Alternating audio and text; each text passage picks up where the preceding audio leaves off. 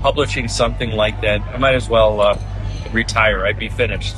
I mean, I'm just curious. What in this data makes you think it will be as catastrophic to your career as you think? What was he so afraid of? The study was a bombshell. 18,468 subjects, 1,957 of them were fully unvaccinated. When comparing the health outcomes of the vaccinated versus the unvaccinated, they found an increased risk in the vaccinated of several chronic health conditions. The vaccinated subjects were over 4 times more likely to have an asthma diagnosis.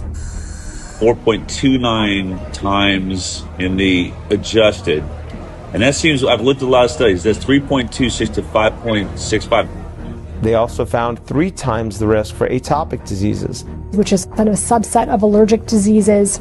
They found almost 6 times risk for autoimmune disease.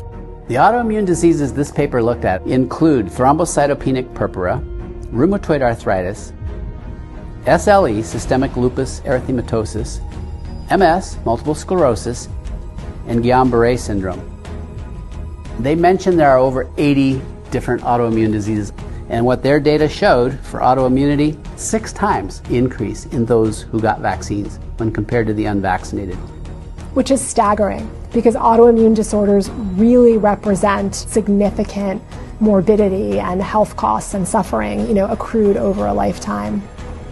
Neurodevelopmental disorders. What kind of numbers are we talking about? Do you remember? 5.5 times risk for neurodevelopmental disorders. We know that the immune system is intimately connected with both brain development and brain functioning. And so when the immune system gets triggered by illness, potentially by vaccination, you can get neuropsychiatric symptoms, presumably related to brain inflammation and, immune processes in the brain. 2.92 times the amount of motor disabilities.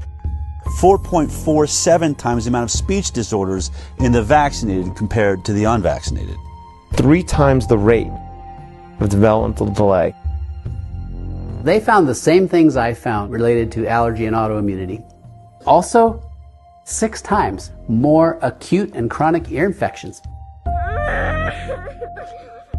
Interestingly, there were several health conditions where they couldn't even do this analysis because there were none in the unvaccinated group.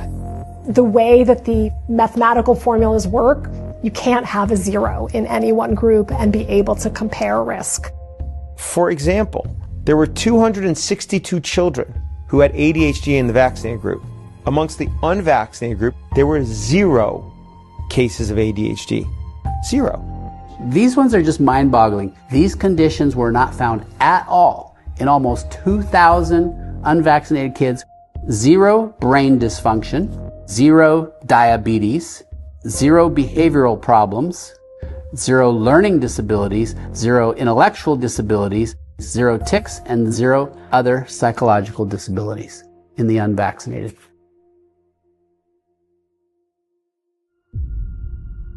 I'm going to read the conclusion here. Despite this, and in contrast to our expectations, again, the author's expectations was they'd conduct the study and probably find vaccinated people a whole lot healthier than the unvaccinated, right? This is what we found. We found that exposure to vaccination was independently associated with an overall 2.5-fold increase in the likelihood of developing a chronic health condition when compared to children unexposed to vaccination.